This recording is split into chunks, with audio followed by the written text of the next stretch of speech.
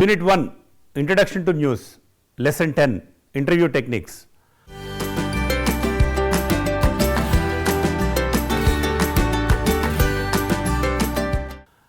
Objectives of this lesson: to understand the importance of an interview in news gathering, to know the issues involved in news gathering, to explore various phases in an interview, to comprehend interview techniques, to learn do's and don'ts in interviewing, to know the importance of no comment and off the record, to know the importance of structure of a news story, to learn the three elements of a news story, to understand the concept of the inverted pyramid, to study the hourglass model.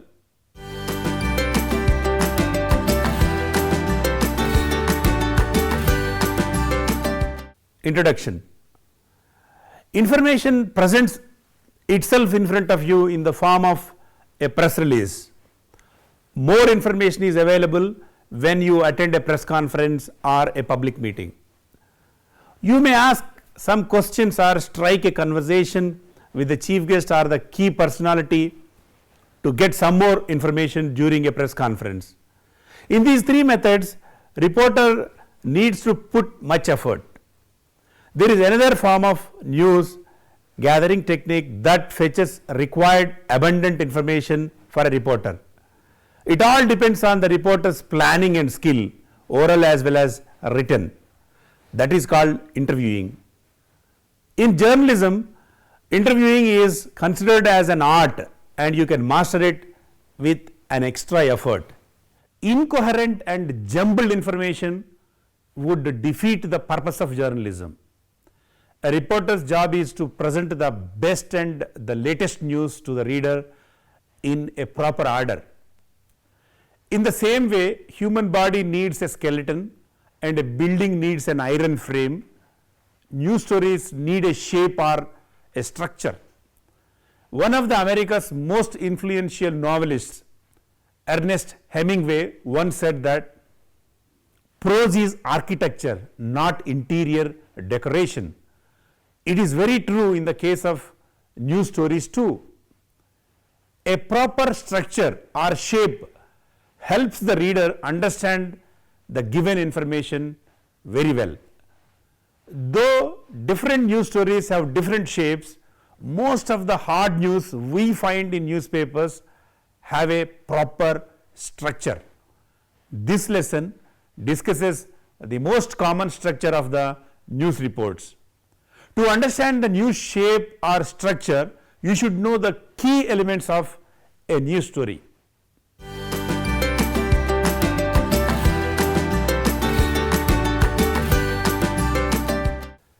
Basics of interview. A planned and structured interpersonal communication is called interview. It is a procedure designed to draw information from a person through questions or inquiries. An interview is a one-on-one conversation between the interviewer and the interviewee, where the interviewer seeks replies from the interviewee on a particular topic or incident or development. In a nutshell, getting hold of a person's inner view is called interview. Journalists, especially reporters, should master the art of interviewing. This lesson deals with the techniques and do's and don'ts of interviewing. Broadly, interviews are three types. They are face-to-face interview, telephonic interview, and e-interview. As the name itself explicitly suggests, two persons, that are interviewer and interviewee, sit face to face in the first type of interview. The interviewer here is a reporter and the interviewee is an official, leader or businessman or intellectual or a celebrity or a common man. The second type of interview is the one reporters do over phone because of logistic reasons. When the interviewee is not in a position to physically available to the interviewer, interview is done over a phone call. He or she fields questions to provide you the required information. The third type of interviews are the one modern day journalists are good at: collecting the email of the interviewee, send him or her a questionnaire and get the information online. Social media platforms also facilitate interviews. Based on the format, interviews can be classified into two, structured and unstructured. In structured interviews, the interviewer lists the questions and seeks responses from the interviewee. In unstructured interviews, there is generally no set format to follow so that the interview can take various directions. Lack of structure allows the interviewer to ask follow-up questions and pursue points of interest as they develop. An unstructured interview gives us scope for probing and open-ended questions. Reporter's job is to find people who are willing to provide information and those unwilling to come out with facts. Depending on the stature of the interviewee, even a 2-minute exclusive interview can be the banner story of your newspaper. Some celebrities or officials prefer to give interviews in an informal setting over a meal or a cup of coffee, in a club or under a tree. It should not be an objection for reporters. Never ask a person to come to your office or home to give you an interview. Your skill is put to test from the moment you landed at the designated place for the interview. There are 10 key points to remember. The first and foremost point is reaching the venue 5 minutes before the fixed appointment time. You should never make a person to wait for you. It spoils the mood and rhythm of the interview. If the interviewee is a celebrity or a VIP, every minute is precious for them. They don't see your face again if you go late.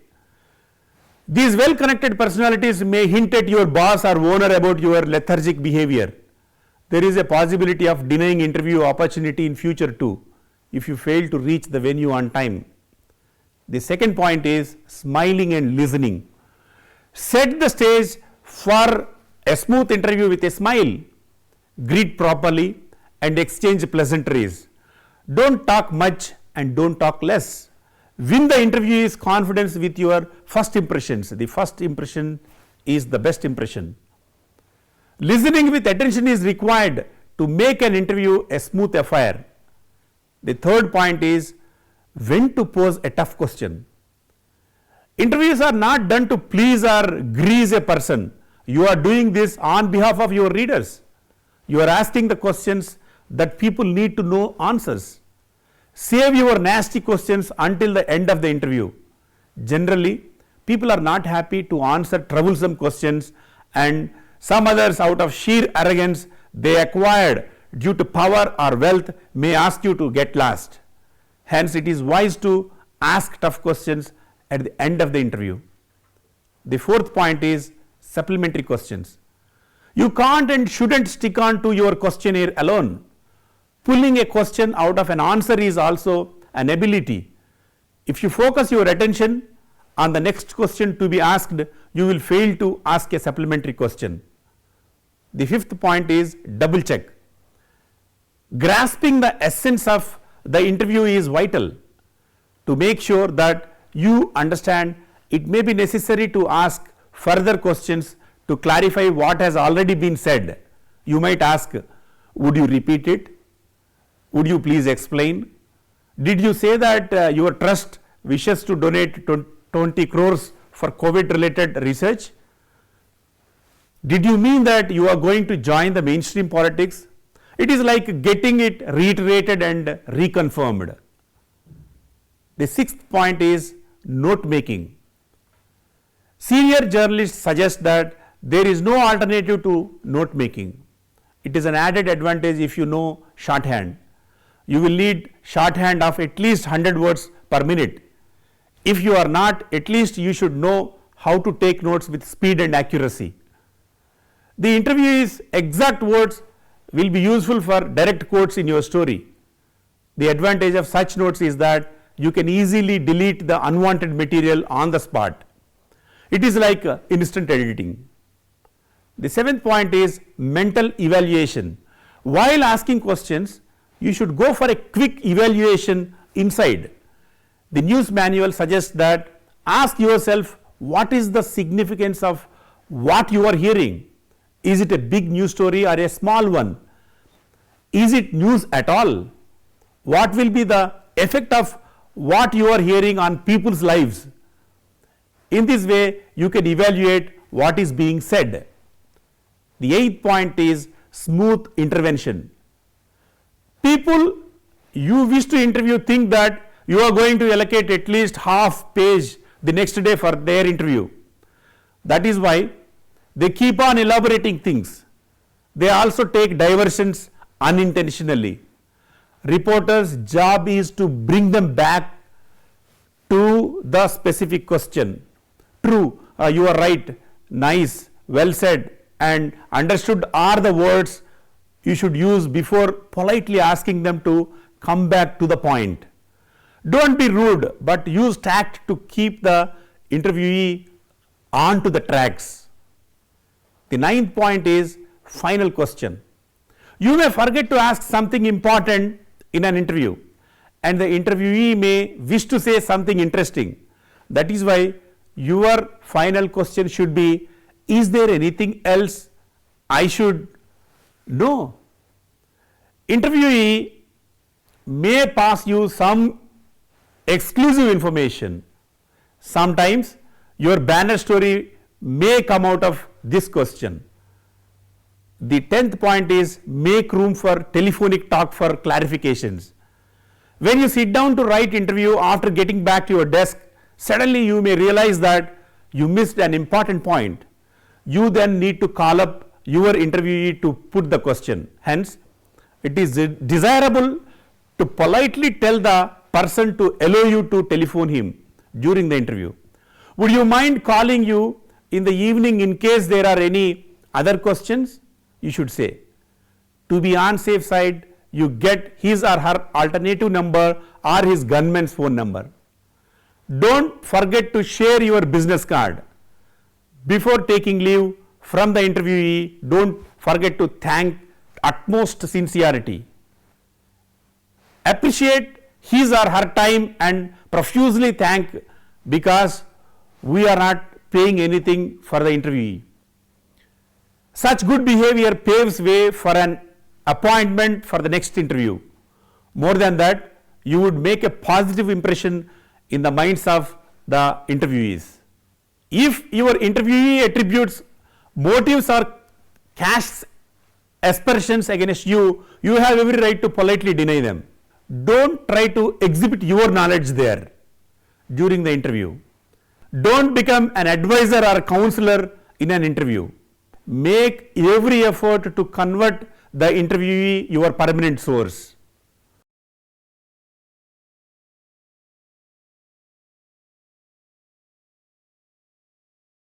The three news elements. If you dissect any published news story, you can find a few blocks. They are the lead, elaboration, and conclusion. While the lead informs you the most important message you wish to convey to your reader, the following 4 to 5 paragraphs elaborate the message further. In the process of elaboration, you may quote one or more sources or mention data collected from a survey or narrate a related anecdote in an attempt to feed your reader more. The final block is, of course, conclusion. Depending on the type of your story, you may give a conclusion. Many news stories generally don't have a concluding part. Conclusions are found in edit or op-ed features and articles. Here is an example. I have taken from a Hyderabad-based English newspaper on July 18, 2021. Headline is TCS, Infosys, Wipro to hire over 1 lakh freshers. Dateline, New Delhi.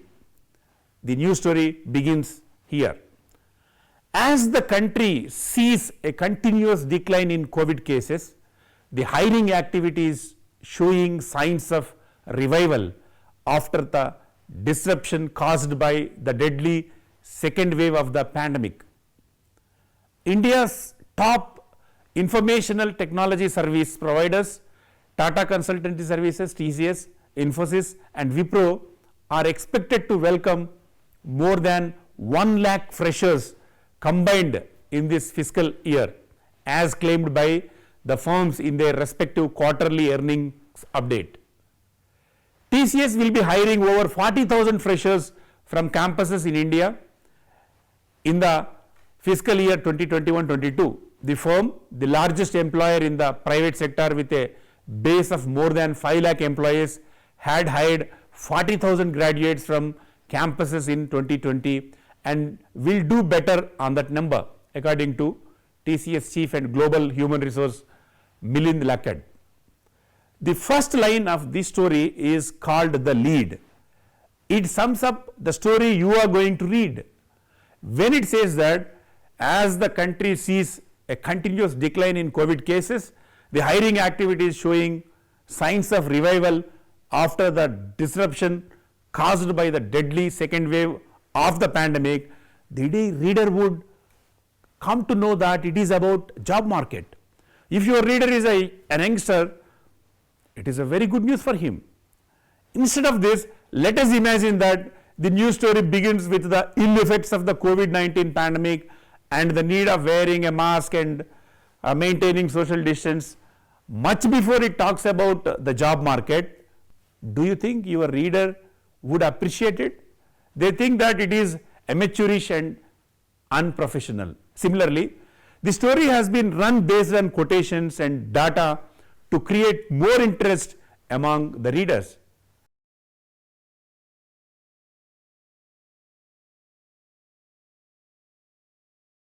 The inverted pyramid. A pyramid is a solid figure, the base of which is triangle or square or some other polygon, or its side faces are equilateral triangles that converges to a point at the top. When you reverse the pyramid, it is called inverted pyramid.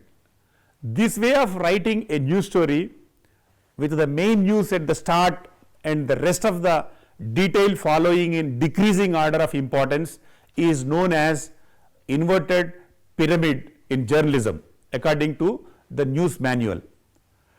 To be precise, a pyramid has a broad base and it tapers towards its top. The news story is just the opposite, with a broad top and the tapering towards the base. It is therefore called an inverted or upside down pyramid. Developed more than a century ago, the inverted pyramid puts the most newsworthy information at the top, and then the remaining information follows in order of importance, with the least important at the bottom. The big part at the top that must answer all the questions that readers have in their mind is called lead. Remaining information is arranged in diminishing order of the importance. Even if the last two paragraphs are cut for want of space, it should not take away the essence of the news story. As the Pointers writer Chip Scanlon describes in an article titled "Writing from the Top Down, Pros and Cons of the Inverted Pyramid," that historians argue over when the form was created, but they agree that the invention of the telegraph sparked its development. Journalism historian David T.Z. Mindich argues that one of the first inverted pyramid leads was written by an Associated Press news agency reporter after Abraham Lincoln was assassinated in April 1965. It reads as, to the Associated Press, Washington, Friday, April 14th, 1865. The president was shot in a theater tonight and perhaps mortally wounded. The news manual gives a good example to understand this. We have two forms of same story, the narrative and news in this example. Let us see the narrative part first. It goes like this. When electricians wired the home of Miss Mary Ume in Hohola, Port Moresby, some years ago they neglected to install sufficient insulation at a point in the laundry where a number of wires crossed. A short circuit occurred early this morning. Contact between the wires is though to have created a spark which ignited the walls of the house. The flames quickly spread through the entire house. Mrs. Ume, her daughter Penny, aged 10, and her son John, aged 5 months, were asleep in a rear bedroom. They had no way of escape and all perished. The narrative form of the news story ends here. Now see the news form of it. A Port Moresby woman and her 2 children died in a house fire in Hohola today. Miss Mary Ume, her 10-year-old daughter Penny, and baby son John were trapped in a rear bedroom as flames swept through the house. The fire started in the laundry where it is believed faulty electrical wiring caused a short circuit. The family were asleep at the time. The flames quickly spread and soon the entire house was blazing. With the contrast shown in the 2 forms, it is easy to understand the inverted pyramid structure. The shape of the news story with a broad top and a narrow base is in the weight of the news itself. In this house fire example, we can see how the first paragraph of the news story is the biggest news and how the story begins to taper down towards the minor detail. The first paragraph, which is called the intro or lead, contains the most newsworthy part of the story, the newest, most unusual, most interesting and most significant, told clearly and simply. The intro part is expected to answer 5 W's and 1 H. When a lead or intro answers these 6 questions, we can call it summary lead. This is followed by a full explanation and all other details. Remember that the most newsworthy parts of the story will be written nearest to the top of the story. The later part of the story, the tapering point of the inverted pyramid, contains detail which is helpful but not so essential.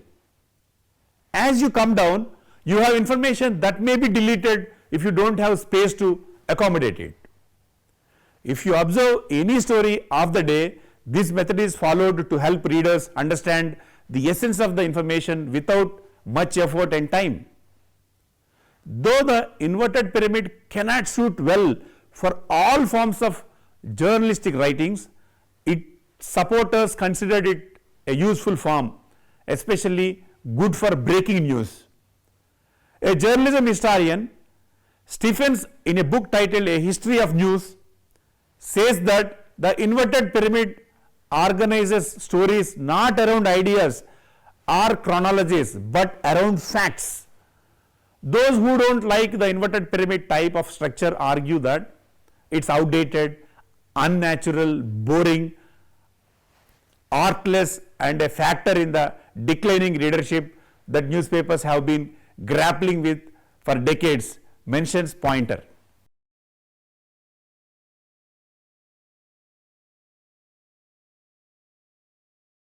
Headline: Mumbai rain fury, 25 die in house collapse after landslides. Here goes the story. Dateline Mumbai, July 18, PTI. 25 people died in house collapses triggered by landslides following incessant overnight rains in Mumbai, which caused severe waterlogging and disruption of suburban train services and vehicular traffic in the financial capital on Sunday, officials said. The Western Railway and Central Railway briefly suspended suburban train services in Mumbai after the heavy rains, and many long distance trains were terminated or regulated at various stations, officials said. 17 people died as a compound wall came crashing down on some houses located on a hillock after a landslide, a fire official said. The retaining wall of a Bharatnagar locality in Mumbai's Mahul area collapsed at 1 a.m., the official said. 7 people were injured and taken to nearby Rajawadi hospital, he added. 7 hut-meant dwellers died as 6 shanties collapsed after landslide following incessant overnight rains in Mumbai's Vikhorli suburb at 2:30 a.m., a civic official said. 2 persons were injured and were sent to a nearby hospital, he added. A 16-year-old boy died after a forest department compound wall collapsed in suburban Bendup, an official said. A viral video showed a two-wheeler being dragged in water in an inundated street in Chinchpokli area. The suburban train services were suspended due to waterlogging on the tracks due to the overnight heavy downpour, railway officials said, adding the services were resumed in the morning.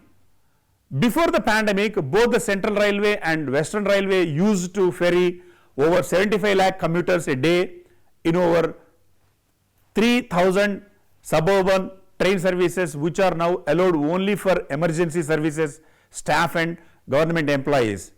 The rain fury remained some Mumbaikars of the 24-hour rainfall figure of 944 mm on July 26, 2005.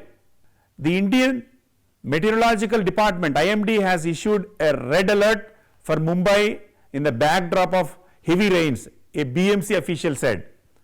Alerts by the IMD are color coded from green to red. A green alert stands for no warning, no action needs to be taken by the authorities, and the forecast is of light to moderate rain.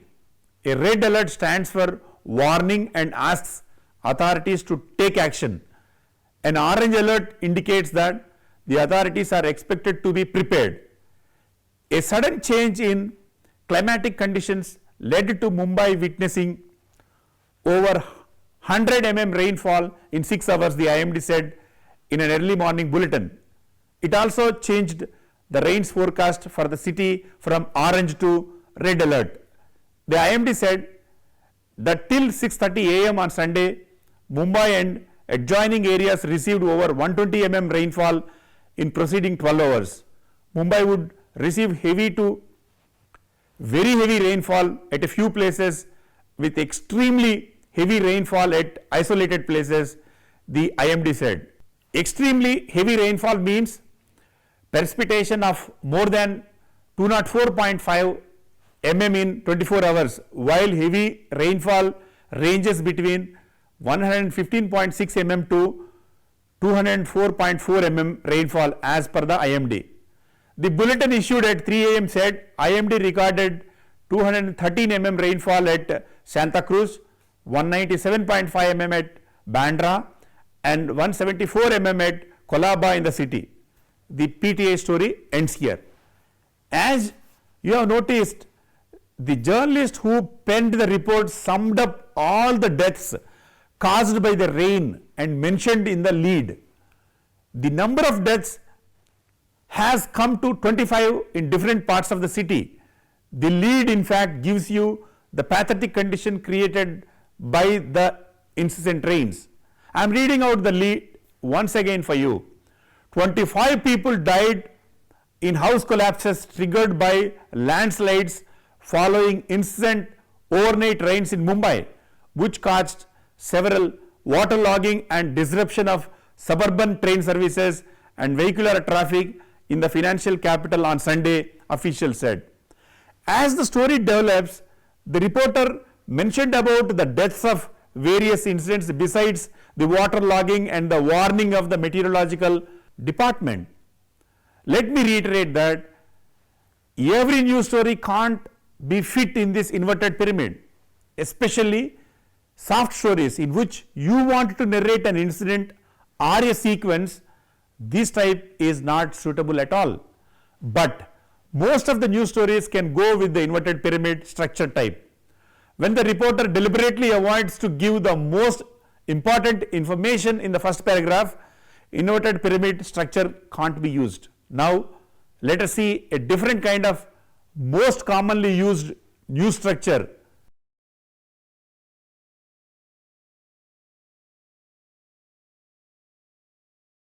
The hourglass model.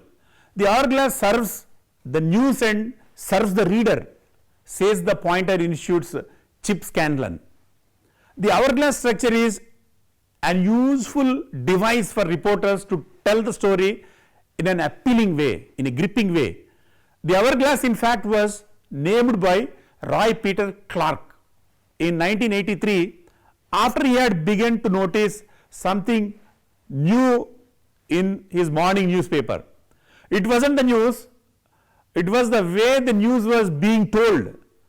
In their stories, reporters seemed to be combining two forms, the inverted pyramid and the narrative. In an article published in the Washington Journal Review, he described this form and gave it a distinctive name, the hourglass. Clark said that it provided an alternative that respects traditional news values, considers the needs of the reader, takes advantage of the narrative, and spurs the writer to new levels of reporting. Clark also maintained the hourglass story can be divided into three parts: the top, the turn, and the narrative. First, the top. Reporter delivers the news in a summary lead, followed by 3 or 4 paragraphs that answer the reader's most pressing questions.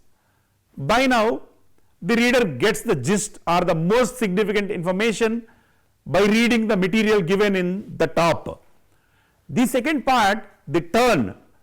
Reporter signals the reader that a narrative, usually a chronological, is going to begin.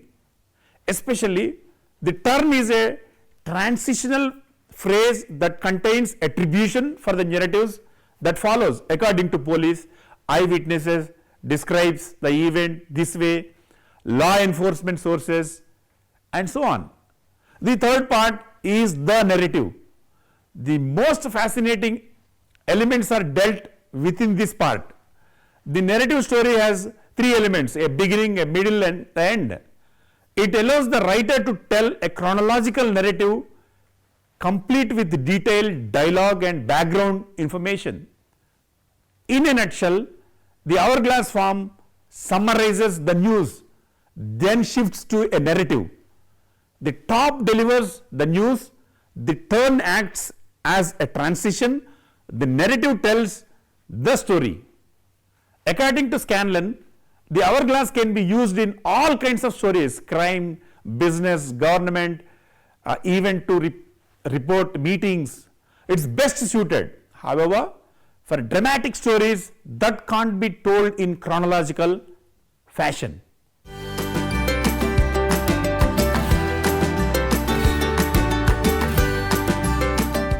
Conclusion. In this lesson, we have learnt the most important news gathering technique, interviewing.